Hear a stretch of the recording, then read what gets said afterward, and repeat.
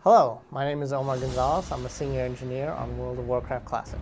So, Omar, talk about what were some of the challenges in essentially reverse engineering the current World of Warcraft 2 Classic. Did you build from the ground up? Did you take, because that code's been through 15 years of changes and add-ons, and the engines changed and the graphical engines were updated. Talk about that process. So we did a short presentation at last BlizzCon with some of our technical approaches, and what we did is we took the modern code as it exists, as we use right now, and we took a lot of the old art assets and what we call database data, and we layered the old data on top of the new code. And that was the basic premise for how we were able to develop and deliver World of Warcraft Classic. And this is important because what this allows is on the back end and all the systems that we as developers interface, it's all the modern versions that we use to maintain and deliver this online service that everyone wants to play. But from a customer's perspective, what they see and what they interact with is classic and original and all that information that existed back then. So from a technical standpoint, you talk about some of the challenges for your team faced when essentially you don't really see a game devolve. You know what I mean? Usually it's always on the evolving state and you never go back to an old, version like you guys are going back to 1.12. We're very fortunate in that we also have the original version of the source code in addition to the modern source code. So in many cases, we're able to make very direct side-by-side comparisons of any single game system, and we can compare and contrast. Does the old system deliver the old functionality? If not, our goal is to really emulate and ensure that we're delivering the final result that players see. So for example, if a particular spell does a certain amount of damage, what's important is that it does the same amount of damage as it did originally. The final result must be the same, but what we can do on the back end is do it in a way that's much more efficient and up to modern standards, as long as what the players perceive and what they see in game is accurate to what occurred in what we call a reference server, which is the actual old code and the actual old data. Can you get into more detail about that, about some of the technology, because technology is always evolving, you're always getting better. What is some of the new tech you were able to use when moving back or keep in the game as you were moving back from Warcraft Battle for Azeroth 2 Classic? So in one example, the old code understood and organized realms as sort of a single cluster of servers. The software and the hardware they ran on assumed that one realm was entirely self-contained and didn't interact in really any meaningful way with any other realms. Our modern architecture for how we run servers is a little bit more shared and distributed. And this is an important capability because it allows us to be much more efficient about our back-end resources while still delivering to the end user what they expect to play with. So you'll still go in and you'll still log in and you'll still have a realm list as you would in Classic. You would pick your realm and your characters are still bound to those realms, and they can't invite characters from other realms because that's not something that you do back then. But on the back end, what we call our home realm services and our world services are still separate and have an architecture that more closely mirrors Battle for Azeroth's back end. So talk about the graphics a little bit. John talked a little bit about them. Talk about how you were able to change them from your updated models and textures down to the original 2005 or 4 textures. We were very fortunate enough that we recovered in some of our backups, some very, very old backups from our data archives, some of the original art assets in sort of what we call an intermediate data format.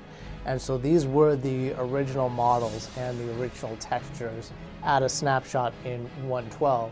And so what we did there is we took those old art assets, we kicked out and deleted the modern versions and re-imported from that data source. But the code is all modern. So for example, on Windows, we use DirectX 11 as our general renderer, and for Mac, we use Metal as our API for rendering graphics, which is a change because those are the systems that are supported on modern computers, which simply didn't exist in 2004 through 2006. That's also sort of challenging because what we've found in many cases is some of the math involved in calculating lighting values was different in the rendering engine than the original data expected. And so most of the time it actually worked out fairly well. We had close approximations, but over this last year, and as we'll continue to see through this beta, we're going to continue to iterate and find as many differences as we can to as closely emulate as we can the original look and aesthetic, both in colors and light and shadow, as what we can from the original version. Staying on that topic, do you have any fun stories that you can share about going back into the source code and being like, why did they do it that way? Oh, that's why. That's crazy. I've been fortunate enough that I've been working on WoW for so long. Some of that very old code was my code. Why did I do it that way? Okay, I did it that. I remember now. I remember I did it that way. I started as a very junior programmer right out of college in 2005. That was when I first began working on World of Warcraft. And one of the very earliest systems that I worked on was with Jeff Kaplan, who was a designer at the time. And we wanted to make some updates to what we call the tapping and loot sharing systems. It was important that when you're playing in WoW, that when you're killing a creature, that the right player characters get the right loot in a way that's fair and expected, but also can't be exploited. And there's oftentimes a very fine line between those two.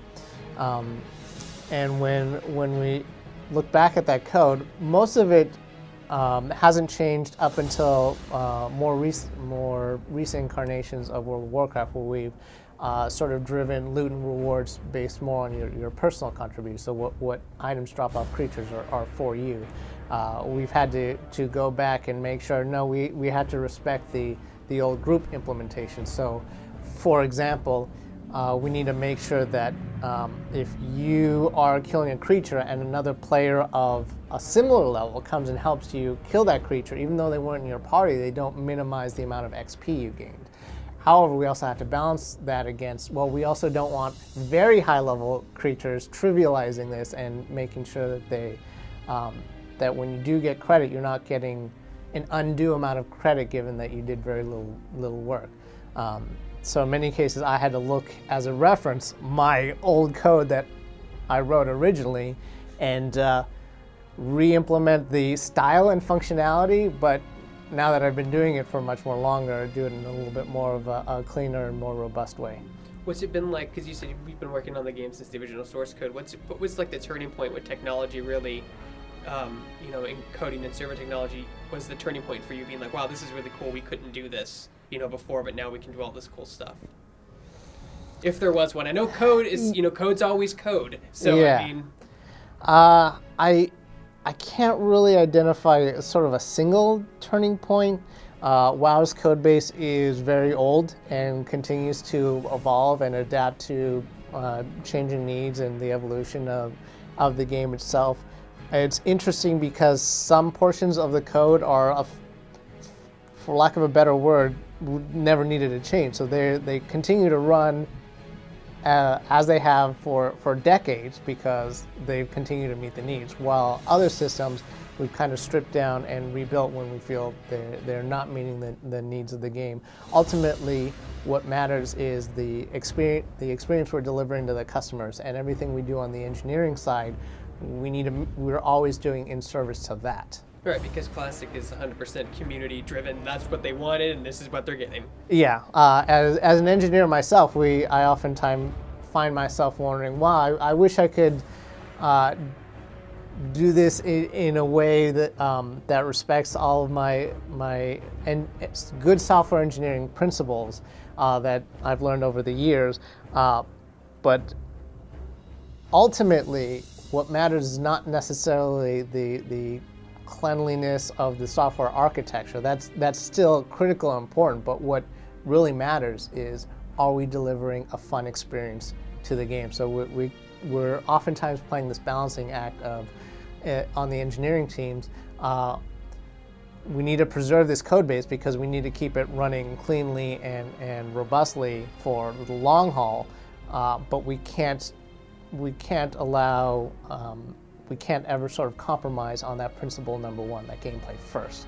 Everything else has to be in service of gameplay to our customers. And last thing, Omar, is when does the closed beta start and when do you release Classic? Closed beta will begin May 15th, and we'll be launching World of Warcraft Classic on August 27th.